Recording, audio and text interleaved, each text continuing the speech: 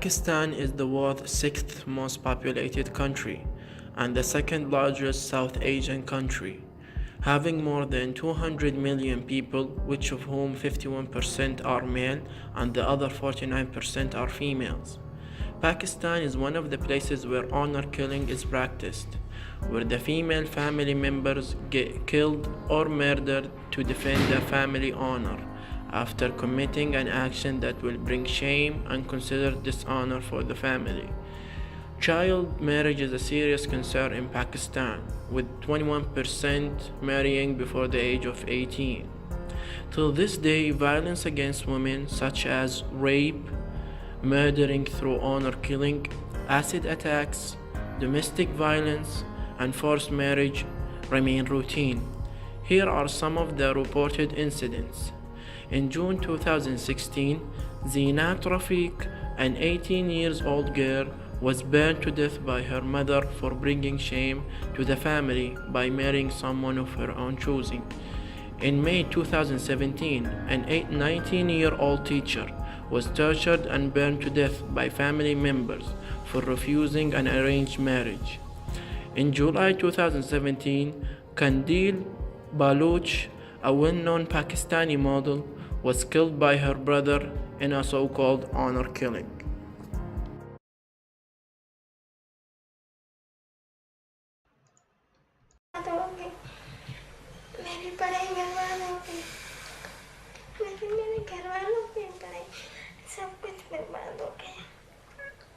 Outlawed in Pakistan is the true story of Kainat Sumro, a village girl. She is the protagonist of this documentary, which follows her persistent pursuit of justice against 4 men whom she accused of drugging and gang raping her at the age of 13. फिर उसने मेरे साथ ज़्यादती की 3 लोग थे। फिर मुझे नशे की हालत में तीनों जवाबदार वहाँ से ले गए नामालूम जगह पर। फिर जहाँ पर वो चौथा आदमी था, उसने मेरे साथ ज़्यादती की। Kainat faces backlash from her community, who threaten her for speaking out against her abusers. Her family fear for their safety as they flee from their homes, but continue to be harassed, which is a clear infringement of their right to liberty and freedom of person as laid out in the Universal Declaration of Human Rights. मार देते हैं, या तो काली करके मार देते हैं या ऐसे ही। को कोई नहीं कहता आदमी को, वो तो बासा लोग होते हैं ना, बस वो चुप हो जाते हैं जब फिर दोष ठहराते हैं लड़की को। Defense argued that one of the alleged rapists was married to Kainat, but Kainat denies having any memory of consenting to a marriage. She recalls signing documents under duress while being drugged, but the courts side with the defendants. जिन लोगों ने हमारे ऊपर ज़्यादती की है, जुल्म किया है, जिन लोगों ने हमें घर से बेघर किया है, हम उन लोगों को सज़ाए मौत दिलाएंगे। The film focuses on 2 important issues. 1. Even though the Universal Declaration of Human Rights emphasizes that everyone is equal without discrimination, women still struggle with obtaining justice in cases of domestic violence and rape. 2. The use of marriage to justify rape is a common defense which does not make it any less of a crime. Through this video, we can see that in Pakistan, when women were raped, they will receive social condemnation rather than sympathy. This is not correct. In any country, what we need to do is to punish the perpetrator rather than the victim. So, in my opinion, both in morally and legally, Pakistan needs to do more to help women's rights.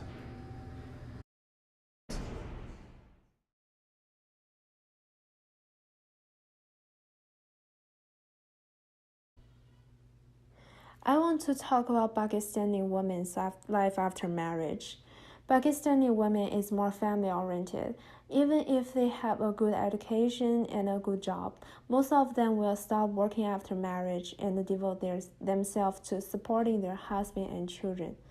Immediately after marriage, she becomes a full-time housewife. She becomes pregnant, has children, take care of children, and take care of her husband.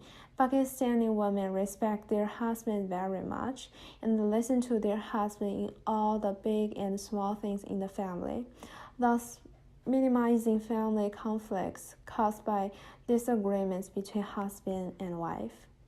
Pakistani women can take care of their families in a more considerate way. Their husbands don't have too much pressure. They can put their energy into work and don't worry too much about life problems. Because Pakistani women are bound by traditions and religion, they avoid or cover up strange men when they meet them outside. So they have great loyalty to marriage due to the influence of education and the whole society and culture. Pakistani women may have done nothing at home if their family conditions allow before the wedding. Well, after the wedding, they will make taking care of their husband and children as their whole glorious mission. According to the research in early years, the women education rate in Pakistan was at the bottom of the world. The Pakistan Muslim legal states they would ensure equal access for women to education, as well as health and employment, during the selection in 2013. The question is, nowadays, are women truly getting equal chance to get the education in Pakistan? The answer to that is there is no change, even there are signs of improvements for girls in some areas of Pakistan. Based on government data for 2017, the gap between the numbers of boys and girls in education is about 10%. However, the data has barely changed since 2013. Alif Island is a non-profit education organization in Pakistan. According to their report, the reason why girls are out of school is typically not the attitude of parents towards education girls, but the lack of enough schools for girls. In this picture, the girls are going to school. However, those girls have been treated unfairly because the boys of their culture get to attend a nice school, and those few lucky girls are forced in a tiny classroom and can barely breathe because it is too hot.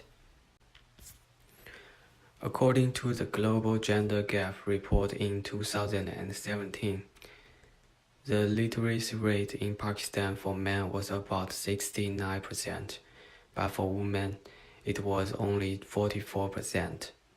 Even though those data doesn't tell the whole story, because there are large variations between different regions.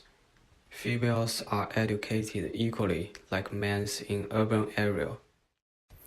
However, in rural areas, the education rate is substantially lower, and in some poor areas, only 20% of girls have the chance to go to school. So today we're going to be discussing about Pakistan's culture, more specifically women's rights. So we're going to be touching on marriage rights, education, and even the rape culture. So, so when's the last time you guys visited Pakistan? The last time I visited, I think, was in 2012 in the summer. Last time I went was 2010 over the summer. Okay, so you guys have a little experience over there. So first we're going to talk about education rights. What do you guys know about education rights in Pakistan, or would want other people to know about it? Well, like within women in general, I think it's kind of limited, or like just like education in Pakistan in general is like not as like resourceful as it is in America, especially like tailored towards women. You always see like men going into like bigger businesses, opening up their businesses and whatnot, but then women, I think also women have this like stigma of that education isn't as important and that they just want to become housewives, and then it's like difficult to like move forward and better the society. Definitely. Manur, do you have anything to share? Yeah, I definitely agree with Nimrat. Although I do still think that there has been more and more awareness of education in Pakistan, especially with how much how important it is for it to, like, for women to have in their lives, because, you know, I think it's also been tied into like culture that, you know, when a woman grows up, she just becomes a housewife and takes care of the kids. But people realize that having knowledge that women can have more control of their own lives just for having an education and to pursue whatever passions that they have, that women before in past generations in Pakistan weren't able to. No, and that could like regardless be about like anything. You know, I think most people think like, oh, in order for you to be successful, you have to be engineer, lawyer, doctor. But like, if you want to pursue anything within like the media or like within fashion, I think that still should be open to many. Yeah, definitely. And that's what Malala stood for, you know, for education rights. And I think ever since, like, you know, it's taken a little drift and is getting better over time. And hopefully in the near future, we'll see a better Pakistan, like, you know. So, yeah, what do you guys know about marriage rights? Regarding marriage, because it's such like because marriage, right? Because like there's like a difference, because there's so many. There's like love marriage, there's like forced marriage, and then there's arranged marriage. A lot of people confuse arranged marriage and forced marriage, and I think it's important to clarify that arranged marriage is marriage that your parents set you up with, and then forced marriage is something that your parents force you to do, saying that you have to marry this person or else like, you can't be it. Exactly.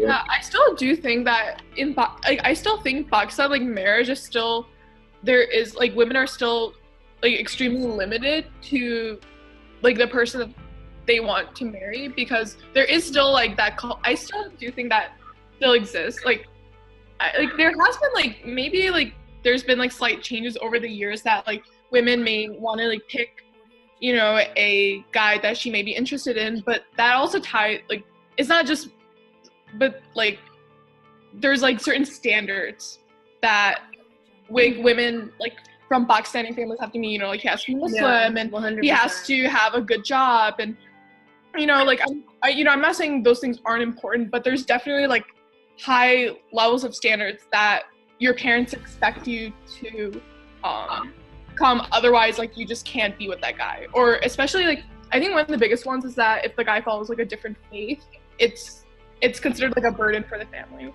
So I still do think that still exists in like a huge majority of Pakistani families, and there's many extreme cases as well. Yeah, definitely. And I think this ties in with education. Like the more educated a woman is, like the better off she is in terms of like marriage. Like she won't be forced to get married, become a housewife and whatnot. Right. Yeah, education is so important, not just only for the women, but for the family as well. Because when your family, like, you know, if you grow up in an educated family, meaning that, you know, your parents and your siblings have gone to school, like not only primary school, but like college, you know, university, having like some like decent level of knowledge and being informed about like the world around you. I think that I think that's when parents can get along with their children better, because they're able to communicate. But then there's also like that concern that like for financial reasons, like many students or many kids don't even go to school because like their families, they always like especially in like the gaon, like the village, like they don't have the access to students in like Karachi, for example, like a bigger city. So I think that's like financially most students don't go to school because one, they have to work for their family, and two, if let's say like their mom is sick or their dad is sick, they can't leave them alone. So I think that's yeah, I definitely think financial reasons is like number one why women don't go to school. Because like I've seen it, like my cousin in Pakistan, like, you know, even the guys, like they don't go to school because they don't have that money, and it's like it's pretty expensive over there. And so the last thing I want to talk about is the rape culture. I know that's not something like everyone really wants to talk about, but it's like something that needs to be touched on.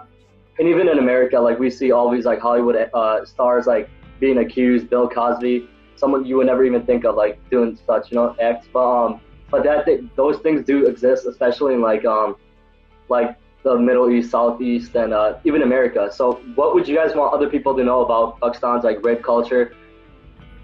There's definitely still a stigma that exists in Pakistan, especially with rape culture, because, as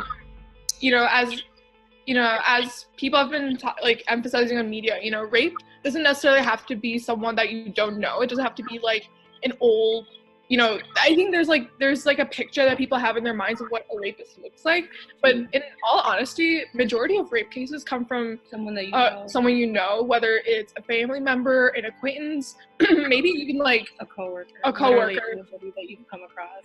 So so in regards to rape culture in Pakistan, it's still pretty prominent, I guess. And what sucks more is that like even when it does happen and you report it to the police, they'll like lie and say like, oh yeah, we'll do our best to investigate, but then like the next day exactly. And not even that, like even if like someone were to get raped, like they tell their family, and like sometimes the family doesn't believe them, and you know, it causes like family disputes. And that's why like a lot of people tend not to like, you know, tell their family about it, because number one, they might not be believed, number two, it might cause family problems, so like why even do it?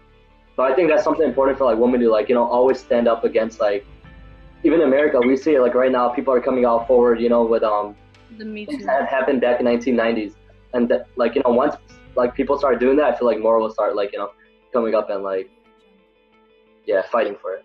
Yeah, there's like I was saying before, there's a stigma, and that's why like the reason why a lot of the like rape cases in Pakistan go unreported is because, you know, like you were saying, that, you know, this can lead to disputes between families. You know, it like something like this happening to a woman in a Pakistani like family is considered a burden, because, you know, you don't expect something this severe to happen to like, you know,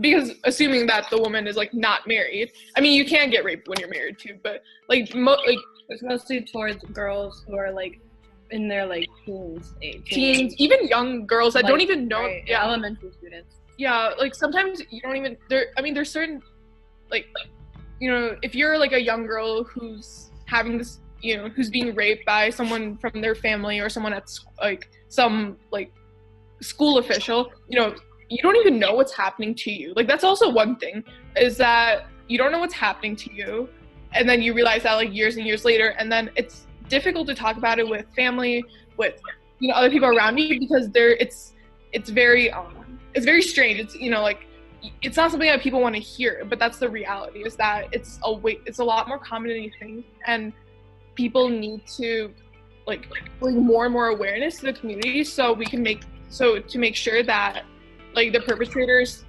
that exist there like know that this behavior is intolerant, and like this shouldn't even be happening in the first place. Yeah, exactly. I think a big thing that you said is awareness. Just spreading it, like even talking about it, it definitely like helps. Yeah, so that wraps up the topics. Do you guys have anything else you want to share with the people about Pakistan's culture?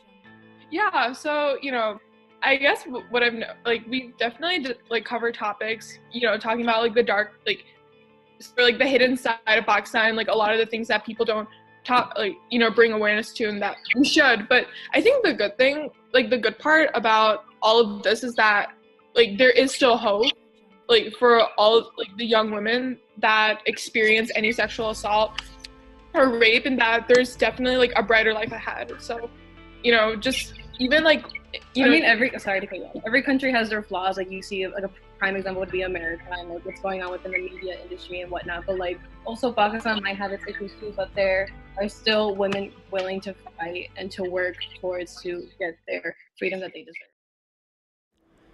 In the end, I'm here to make a brief summary.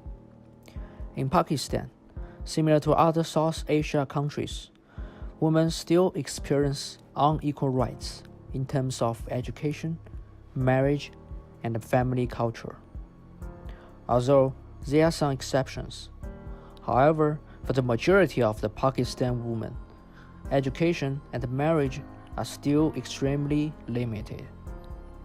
For education, most of family, due to the financial region and the family culture, only allowed women to do work with family, take care of family members, and to be a housewife in the future.